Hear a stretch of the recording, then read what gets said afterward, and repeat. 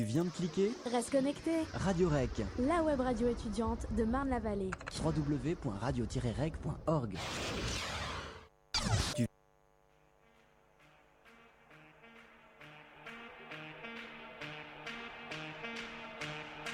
Please, you can. It's a beautiful goal. It's magic.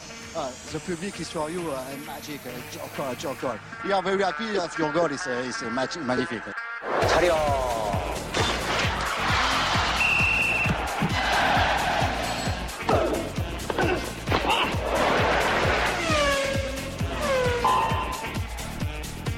Bonsoir à toutes et à tous, on se retrouve en ce lundi 22 octobre pour parler football dans Score Plus sur Radio Rec. Donc, ce soir, on va d'abord parler Ligue 1, le PSG. Est-ce que l'important c'est vraiment le résultat ? On se posera la question tous ensemble. La soirée cauchemardesque de l'OM qui s'est pris une douche froide, je dirais, face à 3 hier soir. Ensuite, on enchaînera avec un tour d'Europe, Première Ligue. Chelsea continue sa marche en avant. Après avoir battu Tottenham, Arsenal distancé suite à son match nul face à Norwich. La défaite face à Norwich, tu veux dire. Exactement, excuse-moi. Pardon, tu commences à m'invectiver. Je continuerai avec la Juve, plus leader que jamais après sa belle victoire face au Napoli. Le Barça a eu chaud après un épique 5-4 face au Deportivo La Corogne. Et le Bayern qui continue d'impressionner en massacrant les petits promus de Bundesliga. 5-0 face au Fortuna Düsseldorf. Quel résultat, messieurs. Je vous propose de commencer tout de suite avec la Ligue 1 et le PSG. Donc PSG qui a gagné 1-0 face à Reims. Bonsoir Raphaël, bonsoir Robin, bonsoir Walid. Salut Mustapha. Bonsoir à tous. Bonsoir à toutes les auditrices. Alors, qu'est-ce que vous a inspiré ce résultat de Paris ?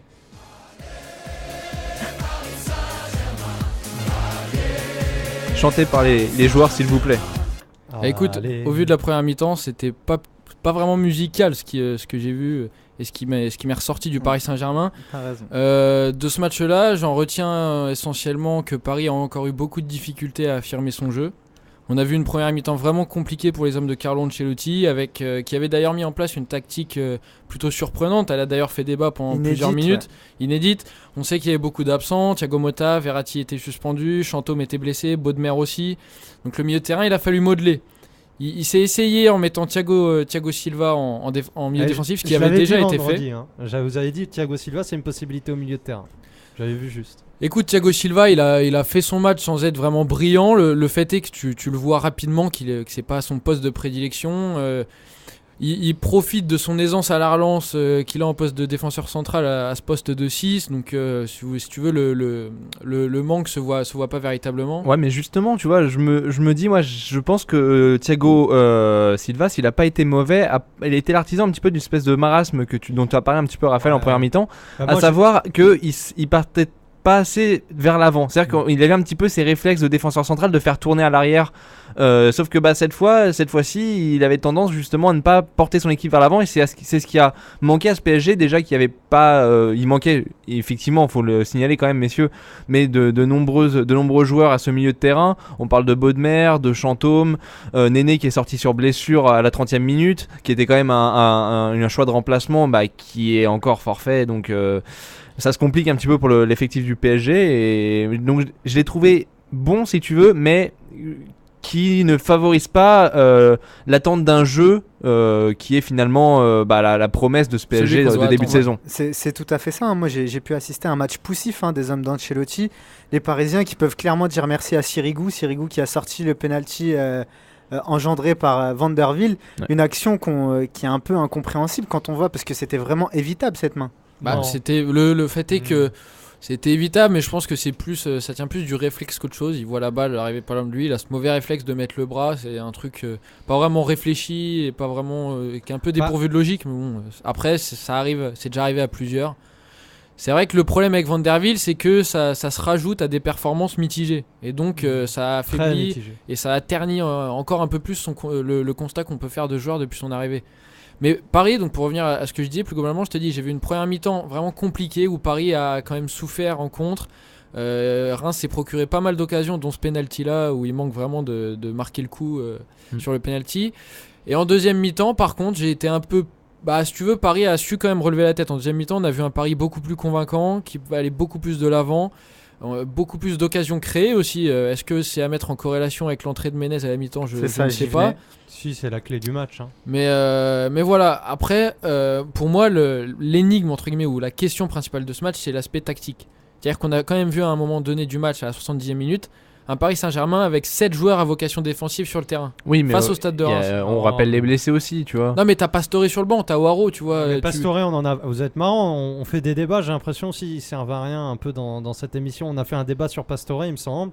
On a tous été d'accord pour dire que il était moins bien, donc voilà. Et donc faut plus le faire jouer. Ancelotti est comme nous, c'est un observateur. Il voit que son joueur, il le connaît, il l'a à l'entraînement, il est moins bien. Bah, il le fera jouer. Moi, je vais faire un pari, il le fera jouer en Ligue des Champions. Voilà. Ah bah si je te dis contre Zagreb, voilà, il faut faire tourner. Il faut faire tourner, mais c'est pas 20 minutes à la fin d'un match contre Reims qui va te tuer le joueur physiquement. Non, mais il est moins bien. Écoute, au moment où normalement, je pense, il veut le faire rentrer. Si Paris est à 0-0 à la 70e, il le fait rentrer. Il se trouve qu'il y a le but, je crois, qui est marqué à la 65e, si je me trompe pas, d'un but de Kevin Gamero qui a fait une rencontre. Assez mitigé, c'est-à-dire qu'il arrive à se procurer des occasions. C'est ce qu'on demande. Il s'en est pris. Voilà, c'est ça. Ouais. Il a fait une rencontre correcte. Il a 2 grosses occasions, un sur le but qui doit mettre. Attends, un sur le but et le deuxième qui est sauvé sur sa ligne. Je pense pas qu'on puisse véritablement l'incriminer. Ensuite, c'est plus il a profité de la méforme d'Ibrahimovic. Il a pris un petit peu ses responsabilités. Il a scoré. C'est ce qu'on lui demande après tout.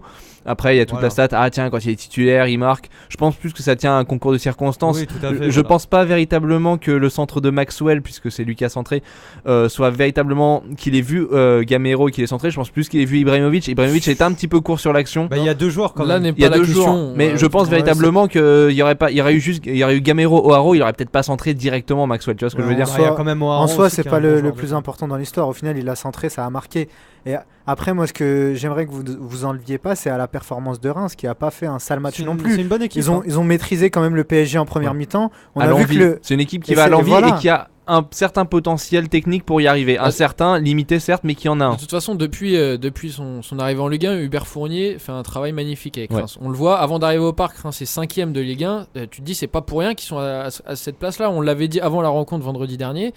Et cette prestation des joueurs de Reims nous a confirmé un peu ce qu'on pensait d'eux. C'est-à-dire que c'est une équipe qui joue, qui va de l'avant et qui a pas peur sous prétexte. Il y avait de belles montées de Diego, un joueur que j'ai un petit peu découvert grâce à ce match, parce que je vous cache pas que j'ai pas l'occasion, qui rate le penalty, mais ma foi il l'avait pas forcément si mal frappé. J'ai trouvé ses montées intéressantes. Généralement le danger venait de la gauche, pardon. C'est de son côté qui est venu notamment aussi le penalty, donc c'est à noter. Je pense que c'était un match à l'envie pour Reims, comme on le voit depuis le début de la saison. Ça n'a pas payé parce qu'en face il y avait peut-être un peu trop de sûreté technique justement. Mais ça démontre aussi que Paris sait gagner ses matchs un petit peu coup près, où c'est des équipes un peu moyennes voire faibles qui jouent à l'envie. C'est bon signe à ma foi pour l'actuel champion de France. Moi j'ai une question. Alors j'ai vu un match correct et même très bon match de Armand. Est-ce qu'il aurait sa place dans cette équipe? Parce qu'on a vu que Maxwell, offensivement, c'est pas trop mal, mais défensivement, c'est pas trop ça. Bah écoute, moi, Armand, ça fait déjà pas mal de temps que je dis qu'à chaque fois que je le vois apparaître sur la pelouse avec le Paris Saint-Germain, il livre des prestations convenables, voire pas mal du tout. Et c'est pour ça que j'étais souvent en désaccord avec Walid, c'est que Walid a gardé cette image du Armand qui jouait avec Erding et qui perdait les 3/4 de ses matchs le week-end avec le Paris Saint-Germain et qui se sauve du maintien. Sauf que Armand, ça reste pour moi un des joueurs il a une qualité technique qui est franchement qui est pas catastrophique. À côté de Sakatiene, c'est quand même un cran au-dessus. Et il a l'expérience, il a vécu des moments difficiles avec le Paris Saint-Germain. Moi je pense qu'il a l'expérience. Et qu'en Ligue 1, Armand sur le côté gauche, ça peut largement suffire. Je vois pas qui à cette heure-ci est indispensable et incontournable sur le côté gauche. En Ligue 1, mais les prétentions du Paris Saint-Germain, elles sont un peu plus élevées. Et à l'heure actuelle, qui pour toi est largement au-dessus d'Armand? Mais il y a personne. Le problème, il est général, c'est pas Armand ou un problème de joueur en particulier. C'est le problème des latéraux. Non mais là on demande qui mettre en latéral gauche au Paris Saint-Germain. Moi je trouve que Maxwell fait un travail honorable. Là Maxwell a été remonté d'un cran parce qu'il y avait impossibilité via Maxwell, ça tient la baraque pour la Ligue 1, c'est suffisant. Pour la Ligue des Champions, c'est insuffisant. Mais le problème, c'est le débat qu'on a toujours avec les latéraux. C'est des postes où il est très compliqué de recruter des bons joueurs, parce qu'il y a très peu de bons latéraux, et les bons latéraux sont déjà dans les grands clubs. Donc concrètement, pour le Paris Saint-Germain, il va falloir, et c'est un peu l'urgence à mon avis, niveau recrutement, débaucher des grands joueurs. Ça a été tenté à l'été avec Dani Alves au Barça, mais ça n'a pas fonctionné. Non mais ça vous fait marrer, mais ça a été confirmé par le joueur lui-même. Oui, Donc, oui. Non, mais j'ai pas dit le contraire, j'ai juste dit que c'était marrant. Bah Voilà. écoute, oui, mais Ibrahimovic aussi au Paris Saint-Germain, c'était marrant aussi, c'est drôle, mais c'est arrivé. Voilà, donc pour le Paris Saint-Germain, il y a des problèmes sur les latéraux. Côté droit, les problèmes sont identiques. Christophe Jallet, ça casse pas trois pattes à un canard, quoi. C'est insuffisant. Et Van Van der der Wiel. Wiel qui trouve pas ses marques au final. Hein. Et Je trouve toujours pas ses marques. Van der Wiel, alors Bon. sa place, pas sa place dans ces. Moi, dans ce quand 11? il est venu, il a signé au Paris Saint-Germain, j'étais dubitatif parce que je l'ai vu à l'Euro. Il s'est fait manger, il faut le dire Ouais, il avait tel pris le quel. bouillon à l'Euro. Voilà. J'ai pas à l'Ajax, j'ai vu quelques matchs l'année dernière, j'ai pas trouvé ça, il m'a pas sauté aux yeux. Je me suis dit bon, c'est peut-être le recrutement. Il y a un recrutement qui est foiré par an. L'année dernière, c'était Lugano. Celui-là, c'est peut-être Van der Wiel. Là, il se trouve que les prestations, pour le moment, elles me donnent un peu raison. Mais il faut pas avoir un jugement définitif. Il faut peut-être lui laisser un peu de temps. Il a toujours le gosse en question a toujours été à Amsterdam. C'est sa ville. Il change de domicile. Il change d'habitude dans un club qu'il ne connaît pas. Il n'y a pas d'autres Néerlandais, donc pour l'intégration, c'est pas forcément évident. Et Il sortait il découvre un championnat. d'une dernière saison où il était blessé, surtout à l'Ajax Van der Wiel. Donc peut-être un temps de récupération, parce que c'est un joueur qui était depuis 2008 ou 2009, un joueur qui était un cadre de cette équipe de l'Ajax. Pourtant, vu son jeune âge, ça promettait, tu vois, le fait que ça soit un cadre. Après, voilà, la blessure, son euro qui était pas terrible, dans un contexte qui lui était pas favorable aussi. Là, le fait que il mette un peu de temps à être titulaire, à ce qu'on le fasse jouer un match sur deux, bon tu dis ça explique son bouillon qu'il a pris contre Porto. Après, laissons-lui le temps de se faire sur des matchs de Ligue 1 tels que contre Reims, contre Brest, contre Valenciennes. Et puis ma foi, peut-être la saison prochaine, il nous verra. Peut-être pas toute une saison, mais ouais, je vois où tu veux en venir. Il peut profiter de toute façon des performances en demi-teinte de Jallet ces derniers temps. Voilà. Jallet, il est pas au niveau auquel on était habitué de le voir en ce début de saison. Ouais, mais quel niveau on était habitué de le voir? Il a toujours eu il a une constance dans la médiocrité. Non, mais en début de saison, Jallet, il a eu une passe plutôt positive. C'est un phénomène médiatique. Moi, j'ai vu tous les matchs. Non, j'ai vu. Moi aussi, justement. Tu parles de ça. J'ai vu tous les matchs du Paris Saint-Germain pendant le mois d'août et le mois de septembre. Je te dis que Jallet était moins mauvais que ce que tu peux le prétendre. Moi, je te dis que j'ai vu tous ces matchs. Il laisse toujours des boulevards et je suis désolé, il y a un énorme problème au Paris Saint-Germain au niveau des latéraux.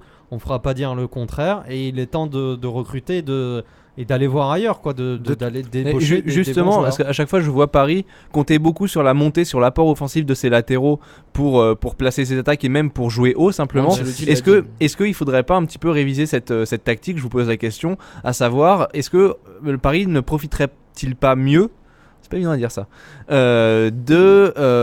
garder ses latéraux très très bas et de jouer plus bas finalement et d'assumer un jeu en contre qu'il assumait peut-être plus la saison dernière? Dans ce cas-là, tu peux pas jouer en 4-3-2. Bien sûr, c'est ce que je te demande. Tu changes totalement de système. C'est la question que je te pose. Écoute, non, ce système fonctionne bien. Pour le moment, il n'y a pas de problème. Les victoires sont là, ça s'améliore. Mais est-ce que ça va tu vois, s'améliorer petit à petit. Des victoires 1-0 contre Reims, est-ce que véritablement les joueurs sont rassurés, tu vois, face à un niveau technique tu vois, qui est clairement pas. Donc, écoute, est-ce que moi, Paris est en tête de la Ligue 1, il n'y a pas de. Mais ça, c'est pas un facteur à prendre en compte, Walid. Quand dans ton équipe, tu as Ibrahimovic et Thiago Silva, être en tête de la Ligue 1, c'est pas forcément un exploit. Moi, j'attends toujours plus du Paris Saint-Germain. Au-delà des victoires, tu veux du jeu quand tu as le Paris Saint-Germain et les moyens que tu as actuellement. Depuis l'arrivée d'Ancelotti, j'ai vu quand même un Paris Saint-Germain plutôt satisfaisant et attrayant en fin de saison. Mais là, depuis le début de saison, j'ai du mal à prendre du plaisir devant un match de Juste PSG. avant Porto, il y avait la série des Ajaccio, etc. dans lesquelles il y avait du mieux. Et tu te souviens que le match juste avant Porto, tu sais, non mais c'était des équipes, Bastia, pardon, excuse-moi. Mais c'était des équipes qui étaient relativement faibles, mais tu vois, ça éclatait un petit peu, donc on était content. Non mais Reims, c'est pas une équipe de tocard, Non mais mais ce que je veux dire, c'est que j'ai l'impression que le PSG s'est vu trop vite, trop beau, et que là. Les médias peut-être. Juste avant Porto, je pense véritablement, et dans leur attitude, je reviens pas sur le match de Porto, mais moi ce que je veux dire c'est que est-ce que là ils repartent pas dans un cycle, ils repartent pas de zéro depuis cette défaite à Porto, quoi. Moi je vous demande une question claire. Le PSG poussif, mais le PSG qui gagne, bon ou mauvais signe? Bah, peu de toute façon, casse-couille. une victoire, c'est Ouais, forcément, C'est bon 3 points, présage. Tu joues pas forcément très bien, tu repars avec les 3 points. Après, j'aimerais reprendre les propos de Ramba. C'est vrai qu'avant Porto, il y a eu une enflammade, mais pas seulement et pas essentiellement des joueurs, mais comme l'a dit Wade, surtout des médias.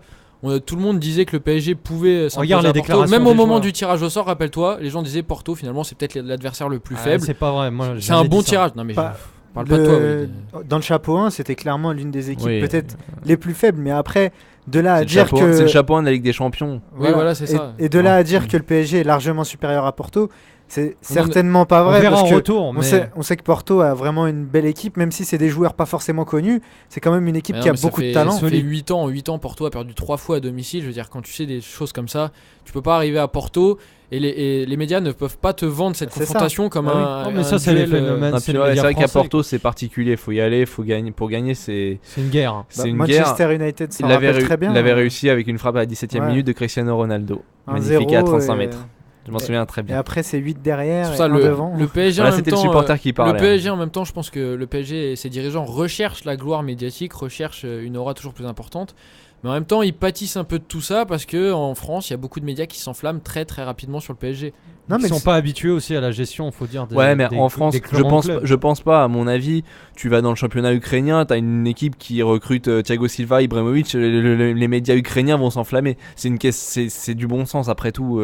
Et qui ne s'est pas enflammé, même tu vois, je veux dire, on peut garder notre sang-froid et dire oui, Non, mais le mais problème- attention, mais Le problème, c'est que le supporter lambda peut s'enflammer, mais qu'un journaliste qui est payé pour ses fonctions pour analyser le football et analyser les transferts et tout ce qui se passe pendant le Ouais. mercato, moi je lui demande pas de s'enflammer, justement, je lui demande de modérer et d'écrire ce qu'il pense vraiment. en et- parlant de paye, Non, Walid, on en reparlera en fin d'émission. personnellement, moi, ce que j'essaie de vous dire, c'est que justement, le PSG ne joue pas forcément super bien, mais le PSG gagne quand même ses matchs. On Bah est oui. d'accord. Mais alors, Donc, qu'est-ce que ça va être voilà, dans c'est- 3 mois c'est quoi. ça Non, mais que- le problème, c'est quoi Ça Walid va s'améliorer. Cet argument-là, depuis qu'Ancelotti est là, je l'entends. Qu'est-ce bah que ça va être dans oui. 3 mois Ah bah Là, ouais. ça fait 9 mois Non. que je l'attends. Ben, le truc qui est faux, c'est qu'en fin de saison dernière, excuse-moi, ça jouait très bien. Non, Les 5-6 dernières, modère tes propos. 5-6 dernières Ouais, ça journées, jouait ça jouait mieux. bien. Ça jouait mieux. Ça jouait bien, je suis désolé, même des victoires qui sont pas faciles à Valenciennes, je me souviens, certes, ça n'est que Valenciennes. Oui, mais mais on moi a aussi, vu voilà, je me rappelle. Sur cette journée-là, C'est la seule journée dont je me souviens exactement parce que c'était vraiment impressionnant pour le coup. ben non, mais ça jouait très bien à la fin parce qu'il y avait des automatismes, parce que les joueurs se connaissaient. Laissez un peu de temps et ça va progresser et ça progresse de Mais ça toute fait façon. 9 mois que j'attends. Non, mais le 9 souci, non, c'est et que ça fait chaque pas année, il y a des nouvelles Il va- recrues. il va C'est arriver. compliqué d'intégrer Non, mais- des nouvelles recrues. à Là, chaque il- fois. là, c'est il y en a le pas début tant que d'un ça. projet. Il n'y a pas tant que ça de nouvelles Ouais, recrues. il y en Je a veux dire, quand il n'y en a même pas 5. assez pour déstabiliser un On a collectif. quand même 4, Dans l'équipe qui est. Non, mais attends, dans C'est l'équipe énorme. titulaire qui a affiché hier et qui a Ouais. affiché Il depuis y le a début qui de la Il saison, y en a 3. bah voilà, c'est ça. c'est énorme, 3 sur 11. Mais qu'est-ce que tu attendez, mais vous racontes? Un mec comme rigolez. Zlatan, tu crois vraiment que c'est lui le problème? Tu crois vraiment que c'est son adaptation Ah, bah qui alors pose c'est qui problème? le problème Tu rigoles Donne-moi ou quoi? des noms. Donne-moi la liste, vas-y. je Bah, c'est le t'écoute. collectif, Van c'est que der ça prend pas. Ça gagne, c'est bien, mais ça prend toujours pas. Ouais, Et à ça ce va niveau-là, en prendre. Ligue des Champions, eh ben, ça passera pas. Mais la prestation, je veux dire, les prestations, elles sont pas forcément encore, elles sont pas pleines, ça joue par à coup. Mais Ah, le voilà, Paris c'est de ça Saint-Germain, que je te parle. le Paris Saint-Germain, c'est très bien que ils ont pas dit, ils ont pas annoncé, on va gagner la Ligue des Champions. Ils Bah, ont dit, encore heureux. si on passe en 8ème, c'est pas mal. C'est notre objectif. Si on passe en 8ème, ça serait un bon début. C'est l'objectif qui est annoncé. Ouais, ça, c'est l'objectif public, hein, mais je pense que Nasser Quand tu recrutes Zlatan et Thiago Ça, c'est vous Silva, qui le dites. peut-être pas Ça les n'a huitièmes. jamais été. C'est comme l'enflammade. Ancelotti, vous entendez ses déclarations. Après, là, juste avant Porto, il a toujours dit. Non ça mais va être Walid, très tu compliqué. comprends que s'il dit ça dans la presse, il se fait complètement allumer. Comme l'a dit Robin, Ouais, c'est du bon écoutez, sens. j'en Quand sais tu rien. recrutes Thiago Silva et Zlatan Ibrahimovic, tu te dis pas je vais viser Mais les alors, huitièmes de finale pour sortir si des on peut poules. pas croire les déclarations des mecs, on va croire qui on va mettre des suppositions. Moi, je crois ce qu'ils racontent. C'est de la communication, t'es pas Ah oui, censé Ça c'est s'appelle croire. de la com. Tu n'es c'est pas ça. censé croire une T'as vérité. l'analyse, C'est une analyse d'un état d'esprit, d'un C'est comme projection. Sois pas Montpellier idiot, qui joue oui. le maintien jusqu'à la 30e journée. Voilà, Oui, c'est comme d'accord. voilà, c'est exactement ça. Non, C'est mais comme- ça, c'est très français. Ça, c'est autre chose. Non, alors ok faut arrêter. Voilà, moi ça. Bon, je dois. Non, je- mais Non mais c'est pour lui dire que c'est de la c'est une communication. stratégie de quoi. com. Je sais, mais c'est ça une- sert à rien de dire c'est très français dès qu'il y a un truc qui se passe dans le football français. Si. Mais non, Non, mais mais non. ça est-ce que va. tu as déjà entendu ailleurs une équipe qui est sur le Et podium tu lis et tous les dire- jours ce C'est ça. Sun, Est-ce que Bild, tu lis la Bild Est-ce que Gazzetta. tu lis les propos de l'entraîneur J'ai de jamais Mönchengladbach entendu ça. T'es allé voir la presse allemande? Mais Moi non, parce que je comprends pas. Mais mais cette histoire dont on joue le maintien tout le temps, qui est une phrase qui revient tous les ans en France, je suis désolé, j'ai jamais entendu ailleurs un club qui dit troisième. j'ai entendu des gens dire on va pas se brûler les ailes, les phrases habituelles, etc. Mais être faux cul, et c'est quand même Giroud qui a lancé ce phénomène-là. Il faut rendre Après, C'est de la faute de c'est Giroud, man. manier la langue, Un quoi. Faut juste manier la langue. En Ouais. gros, quand ils disent on joue le maintien, ça veut dire on va prendre ce qu'on nous donne. C'est clairement Attends, ça. tu te souviens comment elle s'appelle aïe aïe aïe. Ah bah j'ai plus le. Bon, moi j'ai un super exemple. De toute façon, voilà, pour Super Paris exemple, voilà, Saint-Germain, bravo, j'ai un ça trou, pardon. ne peut que progresser. L'année dernière, ça a progressé. Auxerre, excuse-moi, Auxerre. Ils arrivent en Ligue des Champions. Ils se disent ouais ils disent objectif, ils sortent un petit peu. Objectif, on vise les 3-4 premières places. Toute la saison, ils sont en bas du classement. Et qu'est-ce que les médias et tout le monde, Pas moi. les journalistes, pas moi. et bah peut-être pas toi, Walid, pas moi. le grand Pas toi, Walid, mais etc. quand t'as- Mais ouais. qu'est-ce me que souviens de ça, qu'est-ce que justement, on en avait est-ce que tu parlé. es sur les stades, tous les médias qui sont en conf de presse, qui sont là, ah ouais mais non mais tu te souviens, et les joueurs qui le prennent super mal et qui remettent en cause l'entraîneur, les présidents, ah on nous avait promis, et les spectateurs qui foutent la merde en Je m'en disant souviens. on nous avait promis. Le monde n'est pas réduit à toi. Il faut voir un petit peu que l'impact que ça a, c'est assez impressionnant. Voilà, c'est tout ce que je dis. Et puis Montpellier, c'est la même chose. Quand tu vois les conséquences qu'ont eu la saison dernière sur le groupe de Montpellier, tu peux pas vraiment leur reprocher d'avoir modéré leurs propos. Walid, t'es le premier à avoir dit qu'il fallait se calmer avec Montpellier. Donc comment en même temps tu peux leur L'année reprocher dernière. d'avoir été Ouais, mais eux, ils ont rien annoncé. C'est quand on nous a dit Giroud, etc. Quelle équipe, etc. Je vous ai dit que ça allait retomber, c'est retombé. Enfin Et bref. bah voilà, comment tu peux leur reprocher ça quand tu vois ce que ça devient Parce cette que année. j'ai vu les matchs de Montpellier, j'ai vu qu'ils avaient beaucoup de chance, qu'ils avaient la réussite avec eux. Oui, mais à quoi des bon choses- s'enflammer pour 2 mois si tu sais très bien que dans 6 mois Non, ça mais va moi je me suis redescendre. pas enflammé sur les prestations du Paris Saint-Germain. C'est vous qui vous enflammez un peu en disant voilà c'est nul, c'est décevant, etc. Les J'ai pas dit que résultats- c'était nul. C'est Pour pas le nul, mais premier- c'est décevant, ça, pour c'est les- certain. Pour le début, écoutez-moi, pour les débuts, je constate juste qu'on est aujourd'hui le 22 octobre. On a fait, je crois, la 9e ou 10e. Non mais les journée. résultats parlent pour Ancelotti. De toute Bah façon. voilà, les Les résultats. résultats parlent pour lui. Je te Eh bah parle de voilà. la manière. Toi qui vises la Ligue des Mais la Champions, manière, tu me parles c'est la d'Europe. deuxième étape. D'abord les résultats et après la manière. Ça va faire un an là Eh qu'on ben cherche voilà. la manière quand même. Ah bah écoutez, la manière, on l'a vu l'année dernière en fin d'année. Voilà. C'est tout ce que j'ai à dire.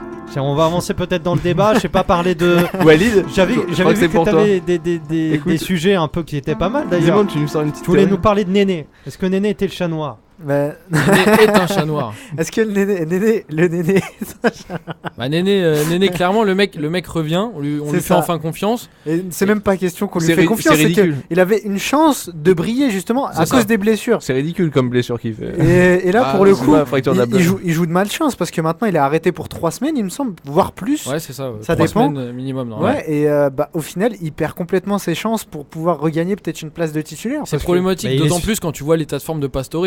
Néné peut légitimement se dire je peux avoir ma place en ce moment. Et là, Non, c'est pas les mêmes au moment où profils. il peut reprendre son poste et position au milieu de terrain, et ben le mec il se pète la pommette. C'est quand même un enchaînement de poisses incroyable. Moi, je pense vraiment que c'est un vrai coup dur pour Néné pour le coup et pour le Paris Saint-Germain aussi parce que t'as besoin de renouveler ton effectif. Oui, Ils vont puis- avoir beaucoup de matchs, ils vont les accumuler. Et ça là, va il y a être un compliqué. match de Ligue des Champions Bon. qui se profile, et au final, je sais pas qui c'est qui va être sur ce couloir gauche. Pastor certainement. Enfin non, il va refaire un système certainement avec Menez.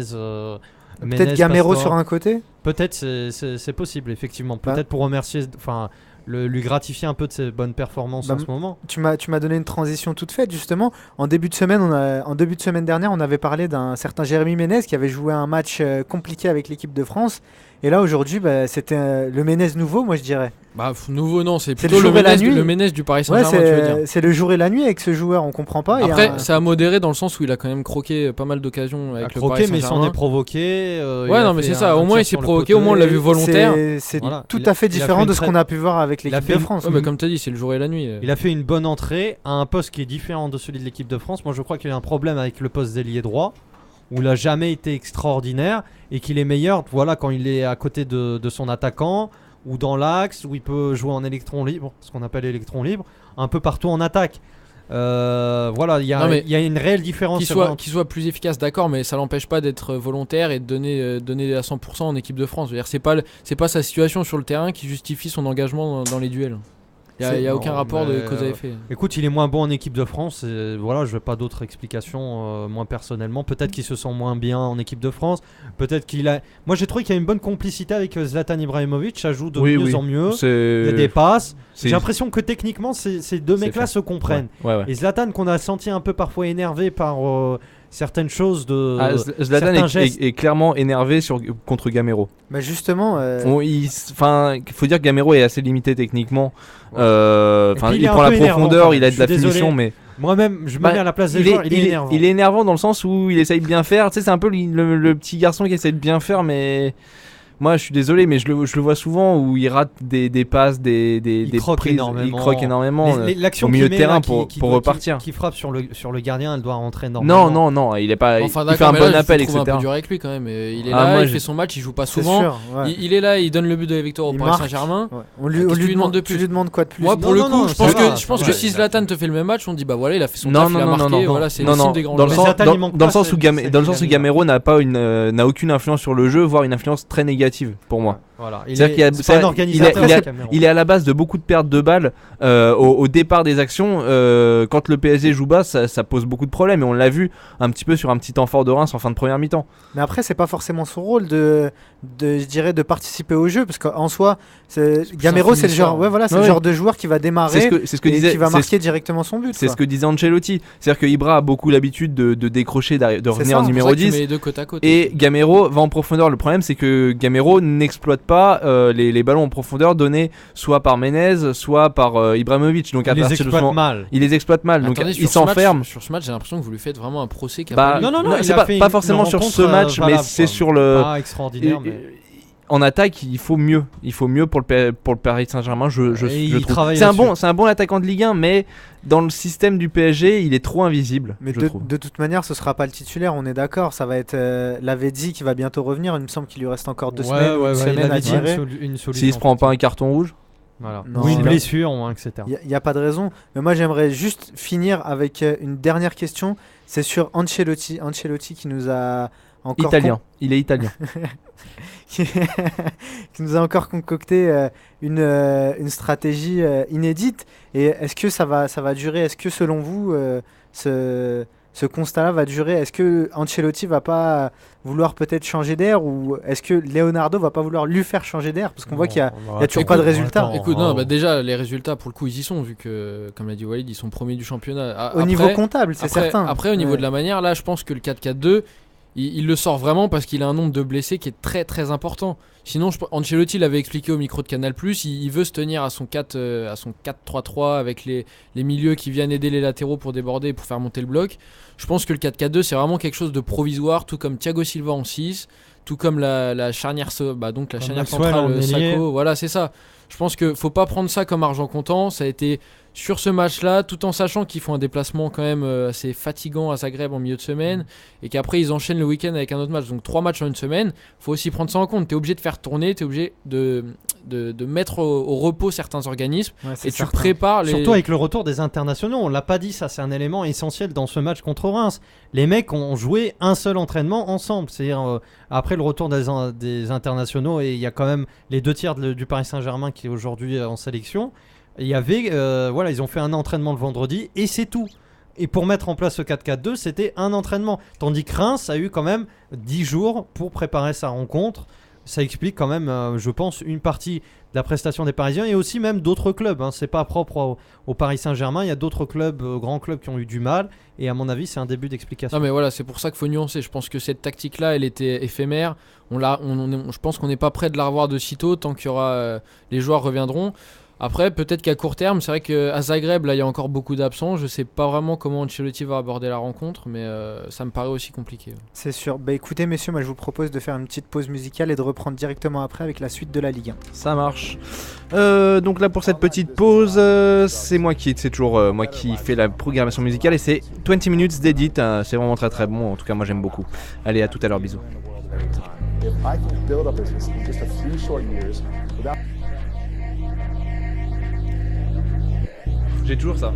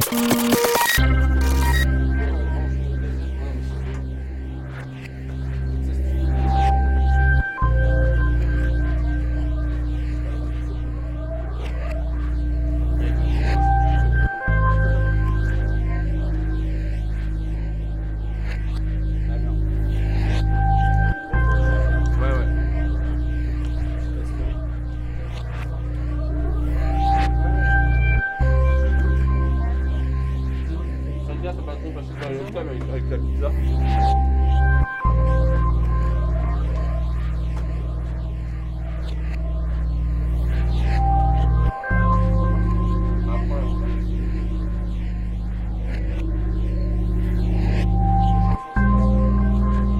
Ils sont pas super longs, c'est peut-être.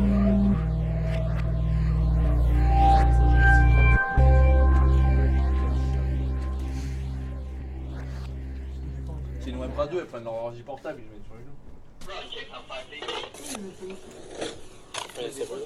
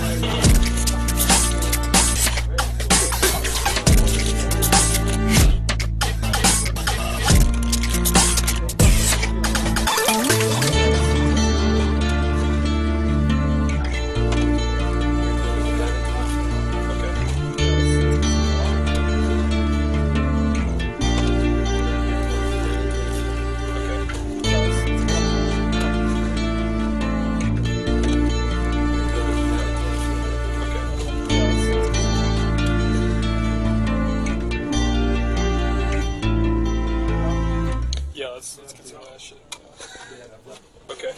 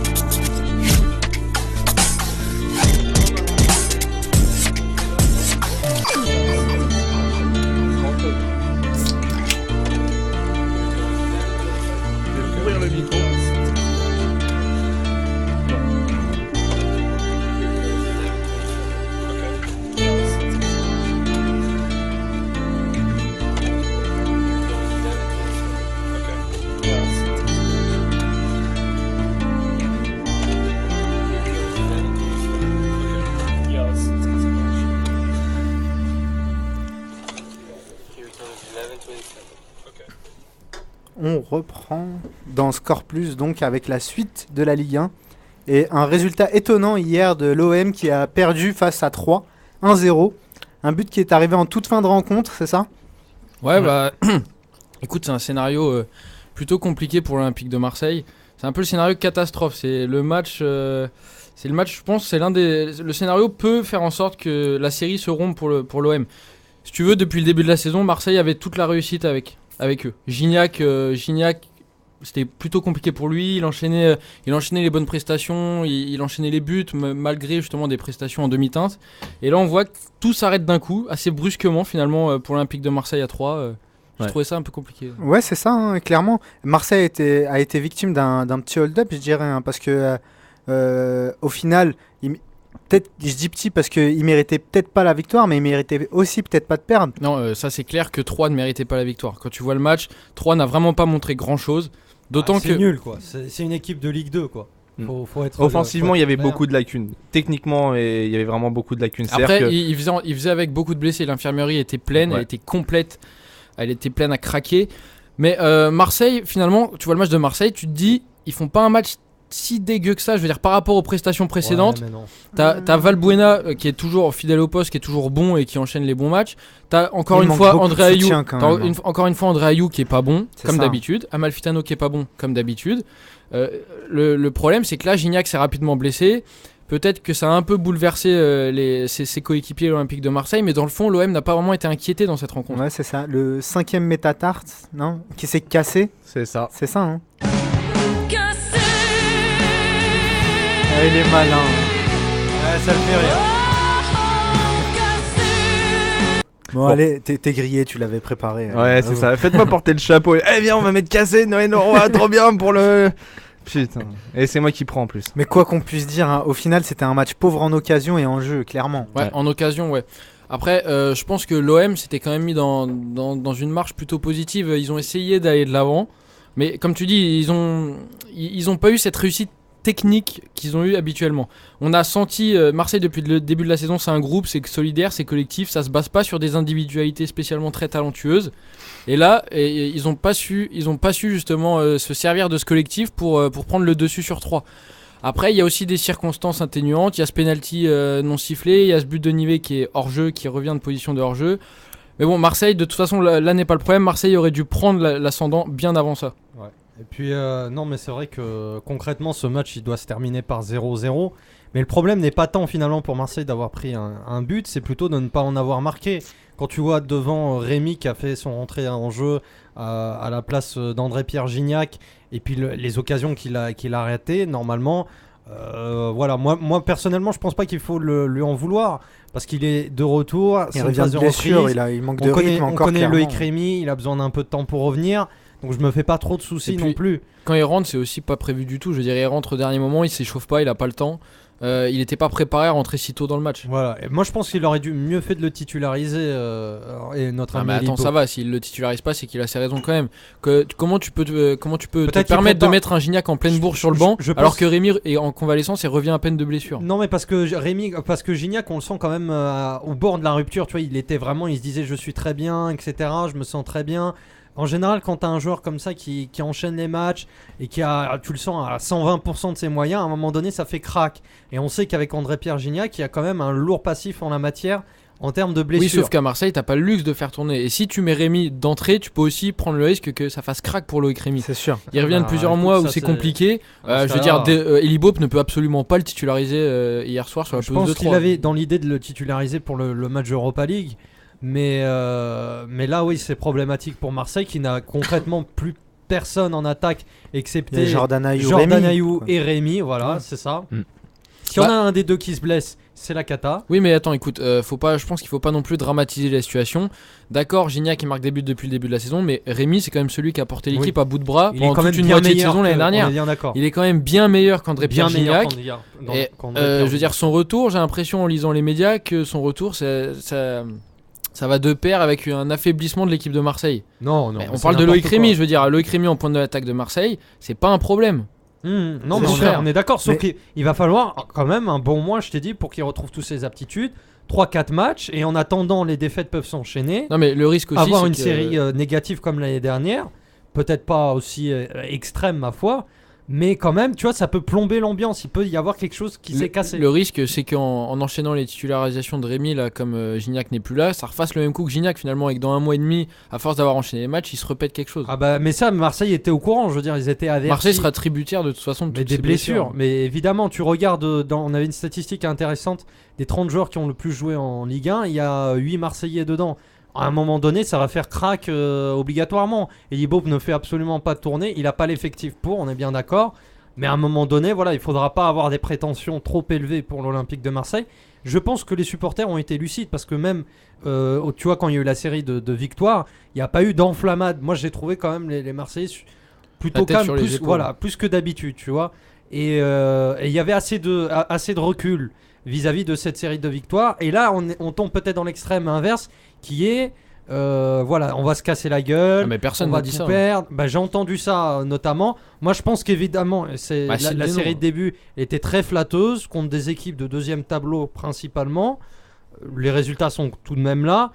Et là, effectivement, je crois sincèrement que le championnat de Marseille débute à partir de la semaine prochaine. Quand bien même, évidemment, il y a les points et les points qui sont pris, mais le fait est ils ne sont plus à prendre. Même si tu te casses la gueule contre Lyon, t'as toujours 19 points, t'es toujours dans le tableau. Même s'ils perdent contre Lyon, c'est pas un drame. C'est pas un drame, mais je t'ai dit, vraiment, les vraies équipes, finalement, tu regardes le calendrier, elles commencent maintenant. Tu me parles de vraies équipes, mais à l'heure actuelle, moi, à part le Paris Saint-Germain, il n'y a aucune équipe qui avant de les affronter, je pourrais avoir peur. Je veux dire, non mais d'accord, mais ça c'est des équipes largement à la portée de l'Olympique de Marseille. Marseille a battu justement Reims à la première journée, mais souviens-toi, ça a été très compliqué. Difficile. Et le résultat, ce que je veux dire, c'est que il devait être plutôt l'inverse. Les autres gros qui devraient concurrencer le Paris Saint-Germain et l'Olympique de Marseille, pour moi, ne sont pas brillants. Justement. Non mais ne sont pas brillants. Je pense que Marseille peut justement profiter de la faiblesse de ses adversaires. Mais qu'est-ce qui peut finalement freiner Paris? C'est des équipes qui jouent à la bordelaise.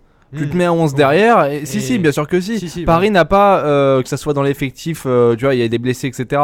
Ou même dans le huilage collectif, comme tu en parlais, n'a pas la capacité pour déstabiliser ces équipes-là. Et c'est ce qui manque, pour moi. Sauf qu'il y a que Bordeaux qui est capable de faire ça. Non, il y a Rennes, il y a Toulouse. Ils le font très bien depuis plusieurs saisons. Oui. Non, à part, moi je vois Bordeaux et Nancy. Bordeaux, Nancy, Rennes, Toulouse. Rennes, non. Mais des coffreuses, t'en as en Toulouse, tout cas. Qu'ils le fassent bien ou pas. Mais Toulouse non plus. Ni Rennes ni Toulouse. T'as deux équipes. Toulouse, c'était la meilleure défense de la saison dernière. Qu'est-ce que tu veux me dire? Écoute, on verra. Mais Toulouse, on a pris 7 buts l'année dernière face au Paris Saint-Germain sur les 2 matchs. Donc, à un moment donné, oui, il y a des résultats, 6 ou 7 buts. Et voilà, donc non, ça marche pas. Brest, ça peut te cadenasser un match. Je sais que c'est pas terrible techniquement, mais ils se mettent à 11 derrière. Mais face à Paris, il y aura toujours un moment donné un truc, tu vois. Et la question est de savoir, pour revenir un peu face à Marseille, si tous les adversaires sont finalement inférieurs à Marseille et non, par défaut. Pas inférieurs, mais justement, ils sont pas supérieurs. Et c'est ça la nuance. C'est que pour moi, aucun gros n'est à l'heure actuelle largement supérieur à Marseille. Pour moi, Lyon, c'est du même niveau. Pour moi, Lille, c'est la même chose. Ça a beaucoup de difficultés en ce moment. Et il n'y a rien qui fait que je sois extrêmement pessimiste pour l'Olympique de Marseille à l'heure actuelle. Malgré cette défaite. C'est un point sur 9 matchs. Un point sur 9 possible, excuse-moi, sur les 3 derniers matchs. Oui, mais tu vois, hier au Stade de l'Aube, sur les 11 joueurs alignés, t'en as 9 qui ont débuté tous les matchs depuis le début de la saison. Et ben c'est donc ça forcément, le problème. oui, mais forcément dans une saison, t'as une mauvaise passe. Je veux dire, ça arrive, ils allaient pas gagner tous leurs matchs jusqu'à décembre. Ouais. Fallait s'attendre à une passe comme ça. Reste à voir comment ils vont relever la tête. Il fallait s'attendre, t'emploies le passé, mais qu'est-ce qui te dit que ça va pas continuer là concrètement? Ça peut très bien s'enchaîner. Ce qui me dit, c'est que j'ai vu des bonnes choses en début de saison. J'ai vu une cohésion, une solidarité collective. Faut pas tout jeter non plus. Non, je suis d'accord. Il y a 2 semaines, Marseille c'était quand même un bloc, c'était tactiquement en place. Ouais, mais il y a quelque chose, c'est cohérent. C'est chiant à jouer, à voir. Voilà. Je suis désolé, mais la semaine prochaine, dimanche à 21h, on a Lyon-Marseille. On va se faire chier, excusez-moi, mais ça me promet d'être terrible. Entre deux, excuse-moi, Marseille-Lyon, mais entre deux équipes qui sont vraiment ultra placées.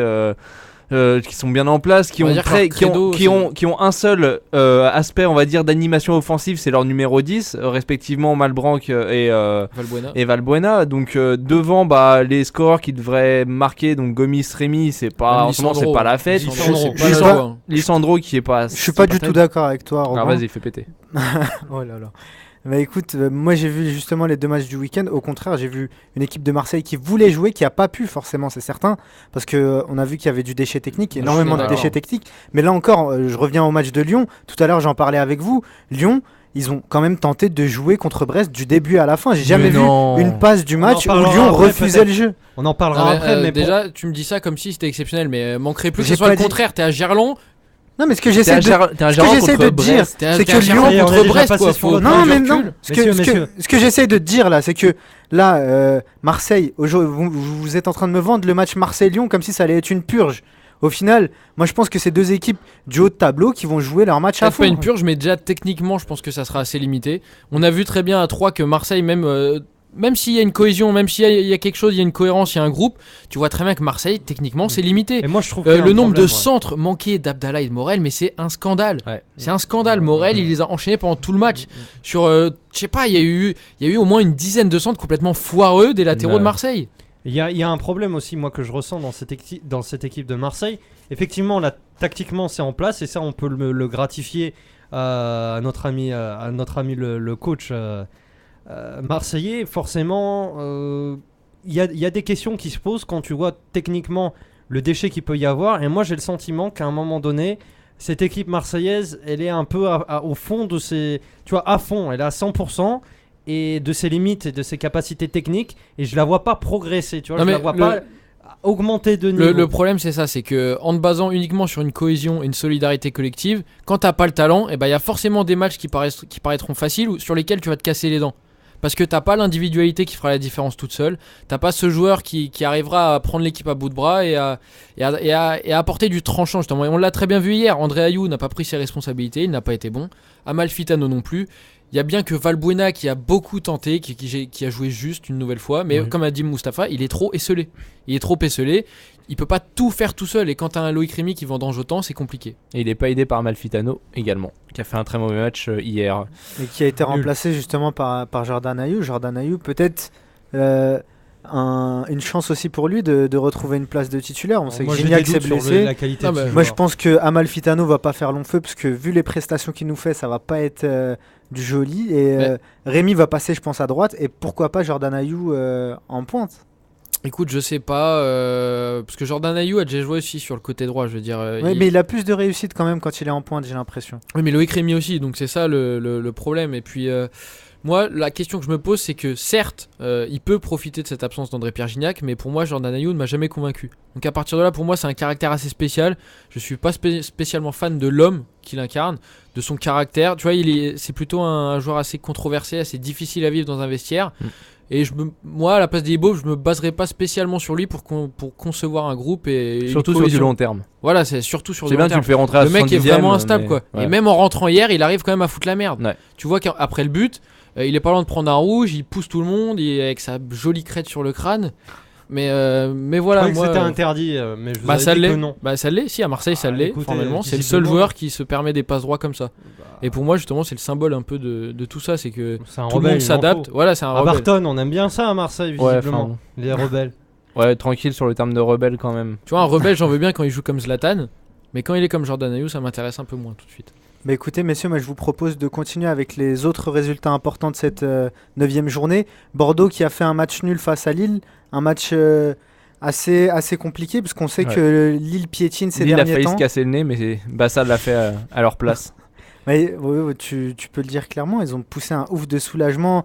90 plus 3, il me semble, le but vient. Ouais. Et là, ils ont pris une page du playbook de l'équipe de France. Là, hein.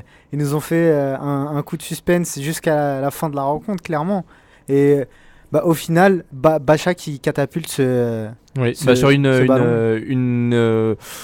un match globalement équilibré pauvre. entre Bordeaux et Lille, assez pauvre, avec une ouverture du score de Gouffran après qu'il soit procuré quelques occasions, mais bon, un match relativement lent et puis et finalement un match nul qui est caractéristique un petit peu de ces deux équipes depuis le début En de la ce moment, saison. ouais, c'est Voilà. exactement ça. Ouais. Deux Donc équipes en difficulté. c'est pas plus mérité pour une équipe que pour Bordeaux l'autre. qui est quand Quelques même, beaux invaincu, arrêts de hein. Landreau et de Carasso, et de Carasso des deux côtés. Paradoxalement, justement, c'est peut-être les deux joueurs qu'on a le plus vu dans ce match-là. Sûrement. Et Ouais. c'est peut-être aussi symptomatique de la qualité de ce match. Ouais, c'est sûr. Autre résultat important, je dirais, c'est la victoire de Lyon à domicile face à Brest.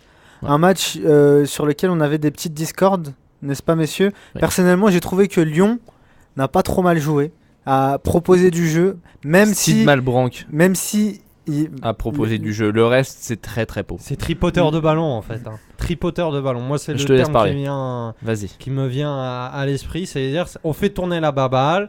c'est marrant, on fait la passe, on revient en arrière. Et puis voilà, tu vois, ça, évidemment, ils ont la possession, ça tourne, c'est assez propre. Mais au final, est-ce qu'il y a des actions? Est-ce que ça aboutit sur quelque chose? Est-ce qu'il y a un projet de jeu à Lyon? La réponse est non. Non, il n'y a rien. Non, c'est Y a pas, rien. tu vois, ça c'est l'exagération. C'est pas qu'il y a rien, mais c'est pauvre, c'est pauvre. Mais non, mais vous pouvez pas dire ça. Bah les écoute, gars. Quels sont moi, tes je- arguments bah, Quels sont tes arguments présents? Non, mais en soi, le match, tu le regardes, tu vois que Lyon, ils essayent. Certes, il n'y a pas Zlatan Ibrahimovic devant ou Falcao devant, c'est sûr. Mais là, moi, ce que j'ai vu à Lyon, c'est qu'il y a de l'envie, il y a du jeu, il y a du mouvement, il y a des belles passes, il y a de. Voilà ce que j'ai- j'ai dit. Mais est-ce qu'il y a des actions? Est-ce qu'il y a des buts? Mais- Est-ce qu'il y a des occasions? Ce qui compte au football en fait. Si tu réfléchis bien. Ouais, mais qu'est-ce que tu reproches au Paris Saint-Germain depuis le début de la saison? Mais le Paris Saint-Germain, C'est qu'il n'y a pas assez de cohésion, c'est qu'il n'y a pas de collectif, c'est qu'il n'y a rien du tout. Là, en ce moment, on voit qu'il y a un collectif qui se forme. On l'a vu contre Lorient, il y avait du beau jeu, il y avait du mouvement, il y avait vraiment des belles démarches, je dirais, de la part de ces équipes. Et là, Rémi Garde, il est en train d'instaurer une nouvelle éthique à cette équipe, une nouvelle philosophie. Pourquoi vous voulez la descendre Rémi directement? Guardiola, c'est ça. Parce moi je modérerais quand même ses propos parce que pour moi, quand t'as un mec qui s'appelle Lisandro devant et qui livre ce genre de prestations, bah t'es obligé Il joue- d'attendre plus. Il joue pas devant, il joue à Lisandro, gauche. il a pas été bon une nouvelle fois. Ouais. Et puis hier, je te ferai dire qu'il Je a joué sais. devant. Il a Justement, il a une milité partie du pour, match, il a une milité demi-heure. pour retrouver sa place. Il l'a retrouvé. Il a pas été bon. Non. T'as des mecs comme Lacazette qui, ça fait 1 an et demi qu'on me parle d'eux. Et je suis toujours pas convaincu Il par avait ces joué mecs-là. avec les espoirs, il était fatigué, la casette. Ça va, il était fatigué. T'as des mecs qui ont joué en équipe de France et qui ont affiché des performances tout à fait acceptables. En même temps, quand tu cours pas comme Jérémy Ménez, c'est normal que tu joues bien le Mais week-end. moi, ce qui me matrisse plus, c'est la performance de Lyon face à une équipe comme Brest. Ils font le même match contre Paris, contre Marseille. Ils se permettent d'éliminer certaines lignes, etc. Mais là, contre Brest, une équipe qui joue à 2 à l'heure, t'es censé Mais c'est quand même ça. imposer un peu plus ton jeu. Tu qu'ils joues à ne 2 l'ont à fait. l'heure et à Tu 9 derrière Tu aussi. t'enthousiasmes sur un pauvre 1-0. Lyon s'est pas créé énormément d'occasions finalement.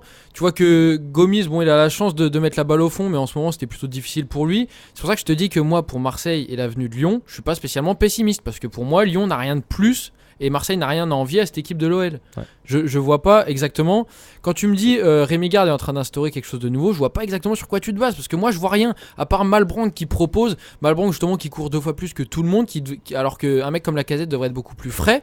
Et ben finalement on voit que le mec qui vient d'Angleterre qui est censé être un apport mais pas un cadre de cette équipe, et ben il donne une leçon à tout le monde. Il donne une leçon à tout le monde en faisant preuve C'est une surprise. d'un engagement et d'une précision technique qui est incomparable Tu dans cette trouves équipe. que c'est une surprise? Bah c'est une surprise dans le sens où tu l'attends pas à ce niveau-là. Bah, pas forcément. moi, forcément. Moi, certes, on l'attend pas Madame forcément à ce Irma niveau-là. Walid est de retour. Bah non, mais moi je suis désolé, mais moi j'avais aucun.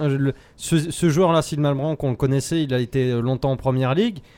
C'est un joueur quand même doué techniquement, et on savait que la grinta de la première ligue, l'apport, tu vois, en termes d'envie de ce championnat, il allait se retrouver. Tu vois, Et donc t'as aucun c'est doute des choses. par rapport à Barton dans ce cas-là. Je pense que c'est un bon joueur, tu verras, mais toi tu pars avec des arrières-idées. Non mais justement, Moi, je te dis que là faut nuancer tu tes propos. trouveras Tous les joueurs qui viennent de première ligue non, ne sont je pas. n'ai pas dit ça. Non, j'ai mais pas c'est un dit bon ça. joueur de moyenne équipe. Non mais Voilà. voilà, Malbranque, Et- mais et- il a joué à Fulham et Sunderland, je veux Et- dire, voilà. il Mais me vend ça comme si. Et justement, c'est ça qui est dramatique. Je te dis, le joueur moyen d'équipe moyenne de première ligue est meilleur Le que bon, soi-disant Bah, c'est pour ça que le je te dis bon ça. joueur, le bon joueur d'équipe moyenne, Walid. D'accord, le bon joueur d'équipe moyenne de première ligue est quand même nettement supérieur au très bon joueur qu'on attendrait des bons clubs Et français. c'est pour ça que j'attends Et c'est plus de dramatique. Lyon. Je veux dire, le mec arrive à Lyon et il donne une leçon à tout le monde alors que Eh t'es bah, censé tu avoir verras d'autres Barton cadres. aussi, tu vas être étonné aussi, ça va te faire bizarre.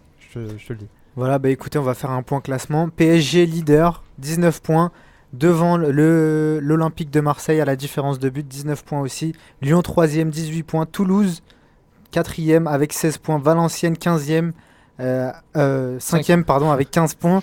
Valenciennes qui a eu le carton de la semaine 6-1 il me semble. Face à contre, Lorient. ouais. Ouais, ils ont profité de circonstances plutôt favorables Un avec les double deux carton expulsions. rouge, voilà. Les deux expulsions du côté de Lorient. C'est ça. Et dernière place européenne, Bordeaux 6ème avec 15 points. Voilà messieurs, bah, je vous propose C'est de vrai que la 6ème place européenne. je vous propose de continuer avec Bah oui, expatrions-nous. un tour d'Europe Ouais. et la première ligue notamment. Chelsea qui continue sa marche en avant, qui a battu Tottenham. Un joli match, ma foi. Un match assez fou, ma foi. Et ben, ça a commencé assez tôt avec une superbe reprise de Gary Cahill en plein en dessous la barre, ouais. Beaucoup de puissance. Beaucoup de puissance et ça a démontré un petit peu une Ouais, une supériorité technique, on va dire, notamment dans l'aspect défensif des Blues de Chelsea. Bon, après, j'ai pas... Mata qui rate le but du chaos Mata qui juste rate le avant but la du mi-temps. chaos, et Tottenham qui profite un petit peu de son magnifique White Hart Lane pour revenir 1-1, puis 2-1 grâce à des buts, ma foi, honorables de Gallas et de Defoe. Et alors que Tottenham est dans une bonne période, 3-2. 2-2 d'ailleurs déjà, C'est ça. puis 3-2 Juan Mata sur 2 reprises. voilà, et avec 3 erreurs, finalement les 3 erreurs viennent d'erreurs de la défense, notamment de William Gallas. Je suis désolé, Il était pas bon. qui a pas été bon, qui a fait à peu près 90% de relance dans l'axe. Quand tu es dans ta surface, ça pose un problème, William. Et Non, mais de toute manière, sur les 4 buts, il est plus ou moins impliqué. Mais pas dans le après, quatrième. Sur 2. après Sur 3 clairement, parce qu'il prend pas du tout le Mata qui part en profondeur. Je suis désolé. même sur le 4ème, c'est lui qui est au marquage de Sturridge de toute Oui. manière. Donc au final, Après il c'est est pas facile, légèrement il est fautif. 3-2, il Mais est après, quand t'es en 3-12e, ça, c'est pas défense, très grave. quand t'es en défense et que ton équipe mange 4 buts, c'est clair que t'es fautif quelque part en soi. Mais moi, ce que j'aimerais vraiment mettre en exergue dans cette équipe de Chelsea, c'est que on pensait que Tottenham avait fait le boulot, marqué 2 buts instantanément comme ça, 47e et 54e. On pensait que Chelsea allait peut-être je dirais baisser le rythme et s'avouer vaincu à White Hart Lane, parce que c'est assez compliqué d'aller jouer là-bas, et on a vu que cette équipe Mais a c'est- fait preuve de caractère. Ouais, mais il n'y a pas eu tellement de changement de rythme. C'est-à-dire que l'égalisation puis la reprise du pouvoir des Blues, elle a été faite comment dans un bon temps de Tottenham. C'est-à-dire que Tottenham poussait, pressait, et c'est l'incapacité de leur défense à gérer les rares contres via notamment Walker, qui a pas fait un bon match, qui a été très rare dans ses montées offensives, qui défensivement était pas tellement au placement. C'est dans l'incapacité de cette défense à faire face un petit peu à 2-3 actions. Finalement, Chelsea a été ultra réaliste, c'est que Tottenham leur a permis des largesses défensives assez rares. Ouais, mais là où Mustapha a raison, et c'est justement ce que j'allais dire par rapport à ce match, c'est que mine de rien, Chelsea est mené 2-1 à l'extérieur, et tu peux te dire, ça paraît compliqué, ils ont enchaîné les victoires, les bons résultats, c'est peut-être le premier moment de doute, et finalement ils arrivent une nouvelle fois à retourner la situation à leur faveur. Ouais, mais je pense pas que ça soit véritablement assuré. Je pense que c'est toujours bien de remonter un petit peu comme ça, mais je doute véritablement qu'ils sentaient cette puissance, qu'ils se sont dit, je doute qu'à 2-1 ils se sont dit, c'est sûr, de toute façon on va gagner. À 2-2 peut-être. Mais l'égalisation vient tellement de manière Elle est heureuse. inopinée que ma foi, Ouais, c'est une relance ratée, il me relance semble. ratée de William Gallas. C'est ça. Désolé, hein, mais pour le coup, il était mais pas c'est- bon, et T'excuses pas auprès de moi. Ah, On Après- a aussi notre portier français, alors évidemment faut pas en non, faire. mais Oui, on s'en fout, d'accord, qui est toujours pas aligné. Non mais il faut le noter, je suis désolé, on veut pas en non, mais ça, passer tu sais quoi, 10 je minutes clôt là-dessus. le débat et on voit la saison prochaine, parce que de toute façon, il sera pas aligné la saison prochaine. Si tu veux, on fera des petits moments coupe de la Ligue anglaise où on verra Hugo Lloris, on commentera, on débattra Non, mais je- sur ces magnifiques Si- arrêts. Mais si la pour l'instant, situation je ne vois change le- pas, je pense même au prochain mercato hivernal, il va demander à partir concrètement. Je vois pas d'autres.